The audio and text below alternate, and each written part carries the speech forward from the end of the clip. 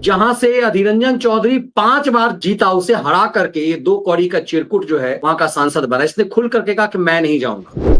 ममता बनर्जी के बाद दूसरे नंबर का सबसे इंपॉर्टेंट नेता वो आदमी है, और सबसे खास बात वो वहां जाकर बोल क्या रहा है, तो इससे बड़ा साफ हो जाती है सीन। एक सामाजिक, सांस्कृतिक और धार्मिक संगठन ये है, और इसका आतंकवाद से कोई लेना देना नहीं है। ये सलमान खुर्शीद 2006 में कर रहा था, और प्रधानमंत्री मोदी ने इसका नाम क्यों दिया था, ये तो आप जो करें कि ये अपने आप को बेनकाब करेगा, अपनी नकाब नोचेगा, संभवतः यही रणनीति होगी। अन्यथा प्रधानमंत्री इतने भोले नहीं है कि उनको मालूम ना हो कि ये कितना जहरीला आदमी है।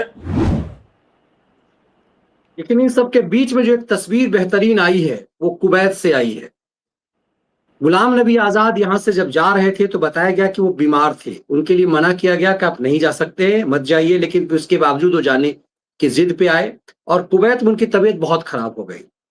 उसके बाद उन्हें कुवैत के अस्पताल में भर्ती कराया गया।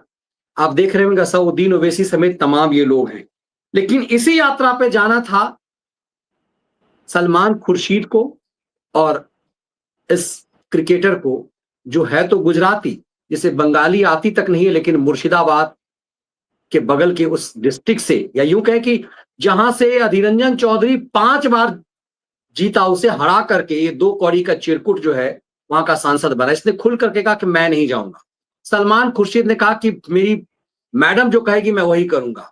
उस बीच गुलाम नबी आजाद की ये तस्वीर एक उम्मीद जगाती है, क्योंकि वो कश्मीर के पूर्व मुख्यमंत्री हैं। और मैंने जब कांग्रेस कवर जब मैं कर रहा था तो सेंटर पॉइंट यही हुआ करते थे उस दौर में, 370 के हटाए जाने की जबरदस्त मुखालफत ये कर रहे थे। ऐसे समय में गुलाम नबी आजाद, सलमान खुर्शीद जैसे लोगों के सामने और इस 2 कौड़ी के क्रिकेटर के सामने में एक नई मिसाल की तरफ सामने आए। असउद्दीन ओवैसी, गुलाम नबी आजाद की उम्र है, गुलाम नबी आजाद का एक कद है, और गुलाम नबी आजाद अगर भी इतनी बीमार होने के बावजूद वो गए थे तो उनकी सराहना की जानी चाहिए। वो भाई देश के काम से गए थे, किसी व्यक्तिगत काम से नहीं गए थे, और वहाँ पे बीमार पड़ गए। अब क्या स्थिति है, भगवान ठीक करके रखे इनको। लेकिन इनका जाना, इसकी आप सराहना कर सकते हैं, लेकिन सलमान यूसुफ पठान का न जाना वो ज्यादा बड़ा गद्दारी है, वो ज्यादा बड़ा वो है। सलमान खुर्शीद का कहना कि जो मैडम कहेंगी वो मैं करूंगा, तो इनके लिए देश नहीं मैडम बड़ी है। और वो तो मनीष जी सड़क छाप जैसे क्रिकेटर होते हैं उस टाइप का था वो यूसुफ पठान। ये अब जरा इन दोनों भाइयों को, ये एक अलग बात है, वो किसी दिन हम लोग करेंगे। मैं बड़ा संक्षेप में बता दूं कि यूसुफ पठान और इरफान पठान, इन दोनों भाइयों ने मिलकर जितने विकेट लिए हैं, ये अपने आप को बॉलर कहते हैं, इन्होंने मिलकर जितने विकेट लिए हैं, इनसे ज्यादा विकेट दोनों भाइयों के मिलाकर, उनसे ज्यादा विकेट हमारे जवागल श्रीनाथ ने लिए हैं। जिन जवागल श्रीनाथ के छोड़ने के बाद ये इसको मौका मिला था इरफान पठान को, और 4-5 साल ये खेला। वो तो मेरे ख्याल से कुछ ही महीने खेला है यूसुफ पठान, तो ये कोई मुद्दा नहीं है। ये अपना असली चेहरा दिखा रहे हैं, ये इनकी असलियत क्या है। अन्यथा जिस तरह से शशि थरूर गए, मनीष तिवारी गए, ये नहीं जा सकता था। लेकिन इनके मन में ममता बनर्जी तो आड़ हो गई मनीष जी। अगर ये आदमी कहता तो ममता बनर्जी ने अपने सगे भतीजे को भेजा है वहां पे, अभिषेक बनर्जी को, और अभिषेक बनर्जी को वहां नाटक करने के लिए नहीं भेजा है। अभिषेक बनर्जी वहां पे पाकिस्तान को पागल कुत्ता, जहरीला कुत्ता, दुनिया भर की बातें लगातार गरिया रहा है। तो ऐसा क्या था कि यूसुफ पठान को नहीं भेजेंगे, कह देते कि इनको भी लेते जाओ। तो ये खुद नहीं जाना चाहता, ये खुद इसके अंदर की पाकिस्तान के खिलाफ जाकर ये कैसे बोल दे। इसको जरा दर्शक समझे कि अगर ममता बनर्जी ने रोका होता तो अपने भतीजे को भाई टीएमसी में मनीष जी, ममता बनर्जी के बाद दूसरे नंबर का सबसे इंपॉर्टेंट नेता वो आदमी है, और सबसे खास बात वो वहां जाकर बोल क्या रहा है, तो इससे बड़ा साफ हो जाती है सीन कि ये यूसुफ पठान जो सड़क छाप था, और यहाँ पे मौका मिला, इसको क्या मौका, उसको छोड़ दीजिए कि कुछ उस समय भारतीय क्रिकेट के दुर्दिन के दौर थे, तो दोनों भाई यहाँ मौका पा गए। 4-5 साल ये लोग रहे इधर, कभी निकले कभी रखे गए, खिलाए गए, और मैंने इनकी औकात बता दी आपको कि इनसे बेहतर जो है ये दोनों भाई मिल के जितने विकेट लिए हैं, उससे ज्यादा विकेट टेस्ट में भी जवागल श्रीनाथ के हैं, और वनडे में भी है। तब उसके समय में T20 होता नहीं था। उसके बाद वो जो श्री संत निकाल दिया गया मनीष जी, जो सट्टेबाजी पकड़ा गया, वो इससे बेहतर था। वो लक्ष्मीपति बालाजी वो बेचारा बीमार पड़ गया, उसके बीमारी हो गई, तो वो उसका क्रिकेट कैरियर ही खत्म हो गया। अन्यथा ये इनसे बेहतर बॉलर थे, ये बाहर ही बैठे रहते, चाय वाय पे पानी आनी लेके जाया करते ग्राउंड के अंदर। इस औकात के दोनों भाई थे, और अब बड़ी देर में आंखें खुली तो इरफान पठान को भी बाहर का रास्ता दिखाया है, और ये तो खैर किसी मतलब का था ही नहीं। तो नहीं, मगर ये जाता भी तो क्या उखाड़ लेता है, इसको तो बोलने वोलने कुछ आता ही नहीं। इसका बड़ा दूसरा भाई जो थोड़ा बोल भी लेता है, इसे बोलने भी नहीं आता।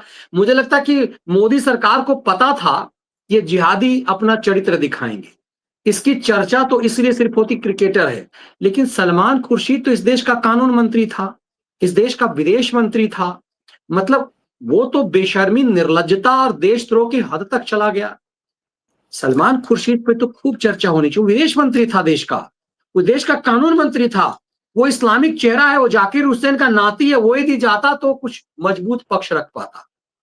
सलमान खुर्शीद का इस ढंग से ये कहना चौंकाता है कि इस देश ने कैसे व्यक्ति को विदेश मंत्री बनाया। सोनिया की मनमोहनी सरकार में कैसा व्यक्ति इस देश का विदेश और कानून मंत्री बना। इतना बड़ा नहीं, जिहादी, इसने अपना जिहादी चरित्र जामिया में दिखा दिया था, एक छोटे से बच्चे को गोद में लेकर के भारत के तिरंगा और भारत के खिलाफ बयानबाजी करा करके। मनीष जी सबसे जहरीला आदमी है, और मैं मुझको उसके इस आचरण पे मुझे कतई कोई चौंकाने वाला काम नहीं है, क्योंकि सलमान खुर्शीद का आज से 20 साल पहले यही चेहरा था, इससे ज्यादा भयानक चेहरा था। तो वो मतलब हिंदुस्तान प्रधानमंत्री में ने जानबूझ करके इसका नाम दिया था कि नंगा होगा ही खुद ब खुद। वो दर्शक ये समझ ले कि ये जो है यहाँ तो प्रधानमंत्री मोदी ने कहा था कि जाके तुमको पाकिस्तान के खिलाफ बोलना है। वो हिंदुस्तान में रहकर पाकिस्तान का कितना बड़ा झंडा बरदार था, पाकिस्तान का कितना बड़ा भोंपू था। अभी आपको बताता हूँ, 2006 सिमी क्या था, आतंकवादी संगठन जिसके ऊपर अटल जी ने प्रतिबंध लगाया था, और आने के बाद मनमोहन सिंह की सरकार ने भी लगाया था उस प्रतिबंध को। और ये आदमी सलमान खुर्शीद, ये उस सिमी का वकील बनकर अदालत सुप्रीम कोर्ट में पहुंचा था मनीष जी, और सुप्रीम कोर्ट में कह रहा था कि इस प्रतिबंध को हटा दिया जाए। तो सिमी क्या था, पाला हुआ कुत्ता था पाकिस्तान का। पाकिस्तान उसके लिए कौन छटपटा रहा था कि सिमी पे प्रतिबंध हट जाए? पाकिस्तान छटपटा रहा था, पाकिस्तान के प्राण निकले जा रहे थे। और ये सलमान खुर्शीद जो नेता भी था, उत्तर प्रदेश कांग्रेस का तब अध्यक्ष हो चुका था, केंद्र सरकार में मंत्री रह चुका था, इसको नहीं मालूम था सिमी क्या है।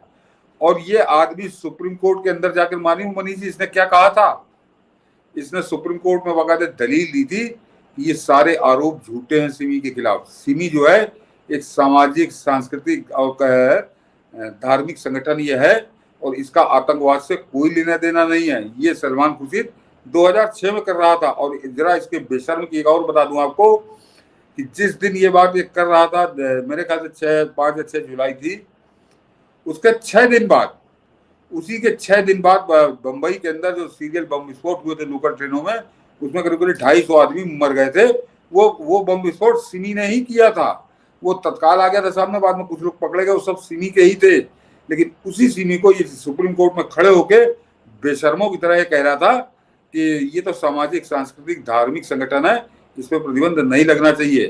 तो मेरा तो मनीष जी कुछ बातें अब क्या बोलूं कि हम लोग मजबूर हो जाते हैं कि अब आई है मोदी सरकार, या 2014 में आई थी। इस आदमी से जरा ये पूछा जाए कि इसको फीस कौन दे रहा था? सिमी के आतंकवादियों का मुकदमा लड़ने के लिए सलमान खुर्शीद को कौन फीस दे रहा था? और अगर ये फ्री में लड़ रहा था तो फिर इससे बड़ा आतंक परस्त, इससे ज्यादा आतंक का चाटुकार, इससे ज्यादा पाकिस्तान का भक्त कोई हो ही नहीं सकता अगर ये फ्री लड़ रहा था। और इसकी तो फीस, आप तो मनीष जी आपको आइडिया होगा कितनी महंगी फीस है इसकी। मुझे है कि ये जितनी मोटी फीस लेता था उन सड़क शाप लफंगों के लिए जो पकड़े, जिनके प्रतिबंध लगा था, इसको फीस कौन दे रहा था? तो ये आदमी, तो ये आज का नहीं, ये तब से इसके मन में इतना जहर भरा है हिंदुस्तान के खिलाफ। सिमी किससे लड़ रहा था? सिमी आतंकवादी जो संगठन है वो हिंदुस्तान के खिलाफ लड़ रहा था।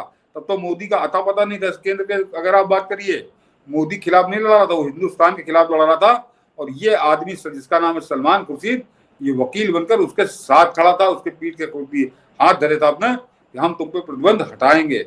और ये अकेला कारनामा नहीं था। उसके बाद मनीष जी जब बाटला हाउस हुआ 2006 में, ये करतूत कर रहा था। 2008 में जब बाटला हाउस हुआ तो यही सलमान खुर्शीद आके बता रहा था कि सोनिया गांधी बड़े मोटे मोटे आंसू रो रही थी, बाल खुले हुए थे और बिल्कुल बेहोश होकर रो रही थी कि बेचारे बच्चे इसके कंधे पर सिर रख के रो रही थी, रो रही थी। जाओ मनमोहन सिंह से कहो कि ये क्या हो रहा है। तो अब प्रधानमंत्री मोदी ने इसका नाम क्यों दिया था? ये तो आप जो करें कि ये अपने आप को बेनकाब करेगा, अपनी नकाब नोचेगा, संभवतः यही रणनीति होगी। अन्यथा प्रधानमंत्री इतने भोले नहीं है कि उनको मालूम ना हो कि ये कितना जहरीला आदमी है, तो संभवतः इसीलिए इसका नाम दिया था। और इसने अपना जहर प्रकट कर दिया कि नहीं, क्यों कि यहाँ पे जो हिंदुस्तान में रहकर पाकिस्तान का झंडा उठाए रहता है, उसके पाले हुए आतंकवादी संगठनों का वकील बनता है, ये उसके खिलाफ जाकर विदेश में बोल कैसे सकता था? तो ये है इसकी कहानी। तो ये अभी इसने जो कुछ किया है उससे मुझे कतई कोई चौंकने वाली या आश्चर्य नहीं हुआ, बिल्कुल ठीक हुआ है।